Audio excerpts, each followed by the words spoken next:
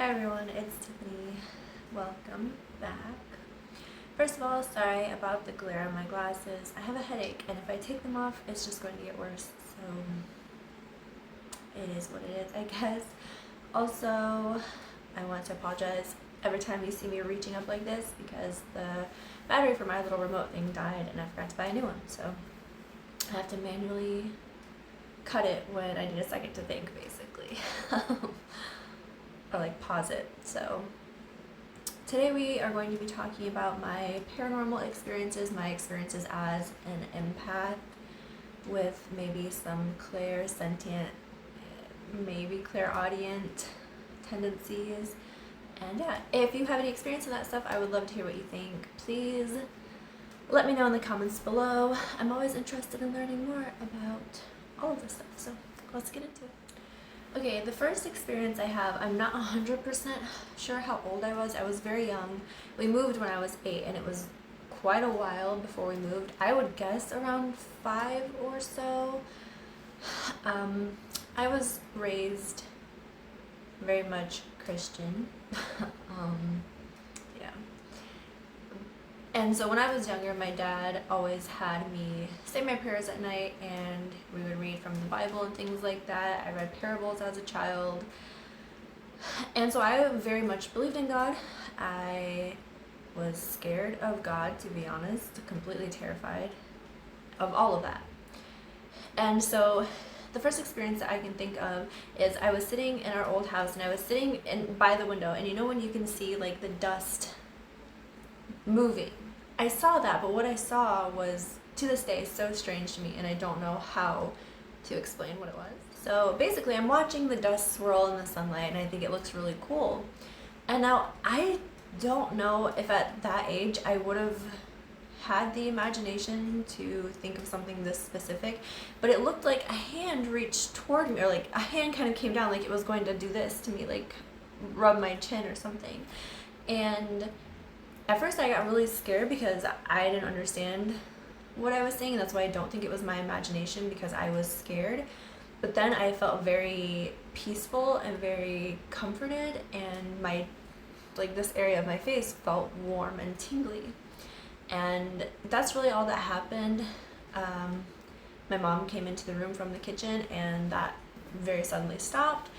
And that's the only thing I really remember experiencing at that house. But again, we moved when I was 8, so I was very young. But to me, that was my first experience with something. I just don't exactly know what. I don't know. Maybe it was nothing. Maybe just a kid's overactive imagination. I don't know.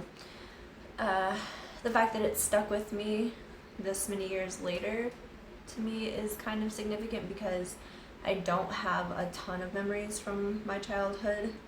Not good memories. Like, I have, I'm not going to get into all that, but I have some trauma memories, but I don't remember a lot of the good times for whatever reason. So that to me is significant. The next thing that I actively remember thinking was strange is a few years later we had moved, and I was home alone. So I was probably, my parents had just ran to get my brother from a friend's house because he was supposed to be spending the night, got scared and wanted to come home. So I was probably like 11 or 12. They were just going maybe 10 minutes away, 15 minutes away. And I was sitting on the couch in the living room, and I was the only person home, and I heard something fall in the kitchen. Now, I am, of course, curious, so I get up to go investigate, although I'm terrified. We had a dog, and I dragged him with me. He was a boxer, so in my mind, I was like, he'll protect me from anything. And it was, my mom had her kitchen decorated in grapes at the time, and it was a little plastic grape, like, wall decoration thing that had fallen off. And I was like, well, that doesn't make any sense. Nothing moved. The windows aren't open. I couldn't figure out what caused that to suddenly fall off the wall when it had been there forever. And as I'm standing there and I'm like trying to put it back on the little hook thing that it goes on, off to the left of me is there's my old room, and then a bed or a bathroom. Something in the bathroom falls, and I go in there to see what that could be, and one of the bottles of like shampoo or conditioner that my mom had sitting on the sink had fallen off. Again, nothing in the bathroom. I'm perplexed. At that point I get scared. I run into the living room, and we had big sliding glass doors, and I'm sitting there looking out of the driveway just waiting for my parents to pull up, because I'm like, I don't want to be here alone anymore. And that was all that happened that night, and nothing happened after that in that house ever. So I don't know if that was random. Again, I was very young when that happened, and that was the only kind of weird experience I ever had there. It's once I moved out and was on my own that I feel like I started to kind of have more experiences with things, and things that definitely kind of scared me and confused me, and I guess just made me question a lot of things. Oh, I actually forgot a really, really important one. And anybody that I went to school with is going to know about this, or who I'm talking about. I'm not going to say his name, but in 8th grade, someone that I had just kind of become friends with and definitely had a crush on passed away very suddenly. He'd had some health issues in the past, but as far as I knew, was doing okay. I had just seen him like a week before, and then my mom came home and told me that he had passed away. He was 14 and I was 13, I believe. And it was the first time someone young around me had died, and it very much messed with my head. And so that night I was laying in bed and I was kind of scared and confused. And I felt, my brother and I had to share a room at that point because our older brother lived with us. And so he and I shared a room because we were closer in age than we were to him. And on the top bunk, and I'm kind of like upset, confused, scared.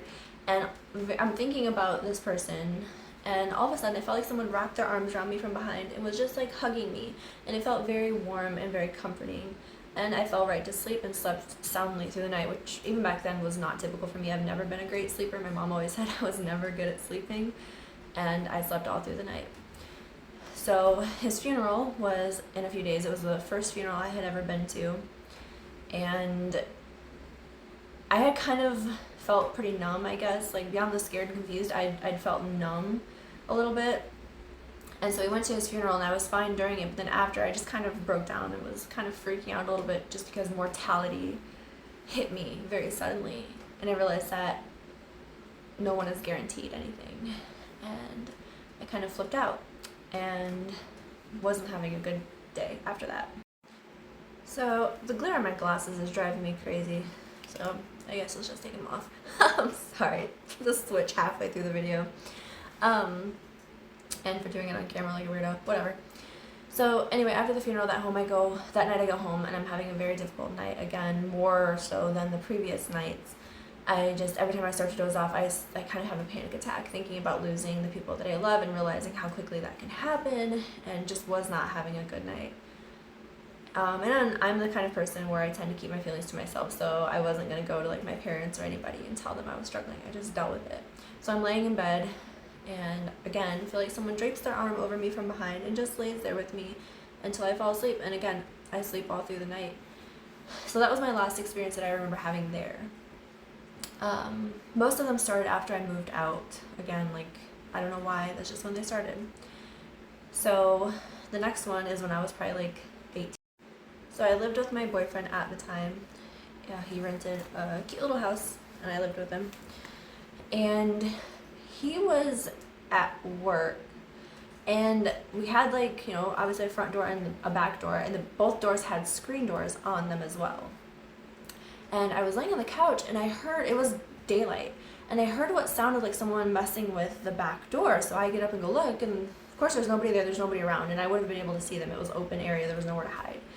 And I noticed that the screen door was open, and the doorknob for the interior door was broken somehow, which I didn't understand.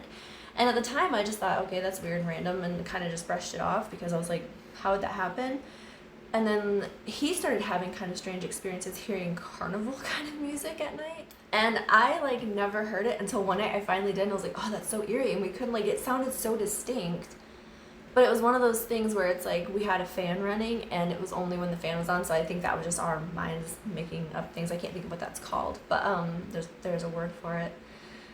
But then, again, we're laying in bed one night, and we hear some noises, And he gets up to go look, and he's like, the back door, the screen door, so which is the outside door, the screen door for the back door was shut, locked, but the interior back door was unlocked and cracked open. And those kinds of little weird things happened I think we lived there for like 2 years or a year and a half, something like that. That little weird stuff kept happening there. Little things would be unlocked or open or moved or whatever, and we could never explain why. And never really felt super creepy though, like, I don't know. So after that, we moved to Kansas to kind of get away from some things that had happened here.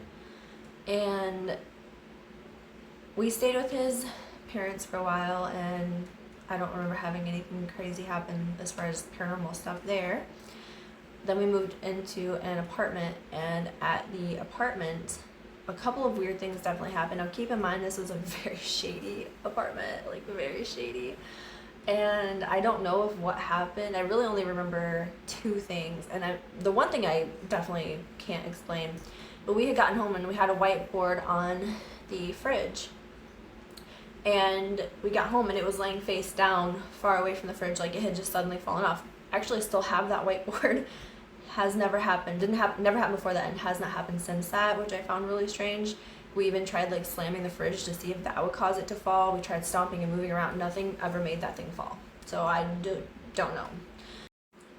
The other thing that happened was definitely a little bit more scary just because of what it was. We had been gone for hours. Like, I think we were hanging out with his sister. Hi, Tina. And when we got home, there was a candle. We had a decorative candle sitting in like a little tray on our coffee table. And the candle was lit, but it was only lit, like there was a very, very, very small amount of wax. Like it had been lit for maybe 10 or 15 minutes, but we had been gone for hours. And we couldn't figure out like how that would happen. Like I can't imagine maintenance coming into our apartment, lighting a candle real quick and then leaving.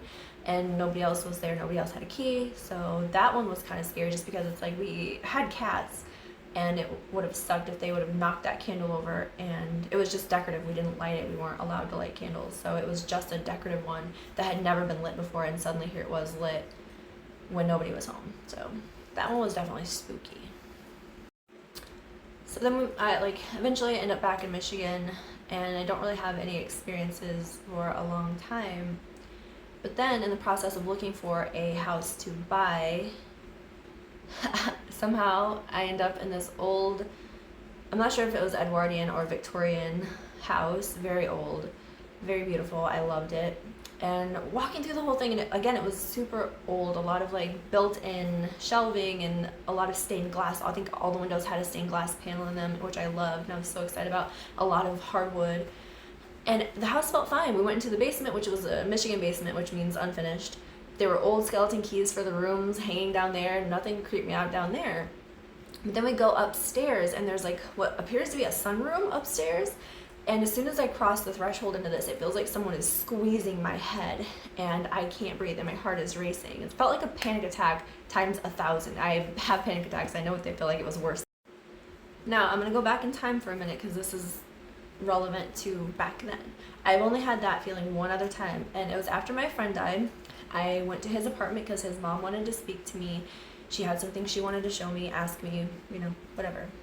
And as soon as I closed the door to their apartment, same thing happened. Felt like my head was kind of like caving in. I couldn't breathe. My heart was racing. I felt like I couldn't move. And it just lasted a split second. Both times it lasted maybe 5 to 10 seconds. I don't even know if it was quite 10 seconds. And then I was fine again. Just extremely tired afterward. So that happened at this old Victorian house as well. It was the second time I had ever experienced that. And I had no idea what it was. I knew afterward I was extremely tired, had to go home, and I napped for like 3 hours. I don't ever nap. Anybody that knows me knows I cannot nap to save my life, no matter how tired I am, unless I am super sick. I cannot nap.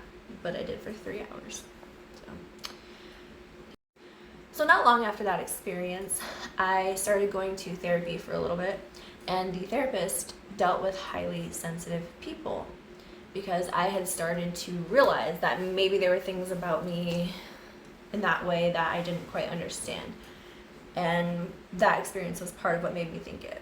So I told her what happened, And without hesitation, she said to me that she believed that there was something trying to make contact with me, and she felt that I had very strong psychic or intuitive abilities that I had not yet tapped into.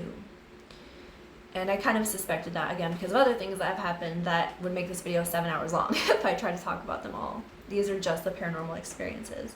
But she kind of said that in her opinion, and she'd heard a lot of things, dealt with a lot of that stuff. Her opinion was that a spirit was maybe physically even touching me, trying to get my attention.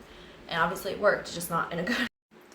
And you know what, I have so many more experiences, and I wanted to try to put them all into this video, but with all the explanations of things, I feel like it's already going to be kind of long, and probably no one's even listening at this point. I might make a part 2 here in a couple of days, or maybe next week sometime, if anybody's interested. And by anybody, I mean if literally 3 people watch this, I'll probably make part 2. Just, I don't know, probably, honestly, if no one watches it, I'll still make a part 2, because why not? It gives me something to do. They obviously get more recent and a little bit more vivid and a little bit more scary, I would say, to me at least. But yeah, I hope you're all doing well. I hope you're staying safe. I hope you're healthy and warm and cozy. I hope you had a good weekend. Today is Sunday, so I know that sucks. But anyway, take care of yourself, take care of others, and have a great day. Bye. It didn't work.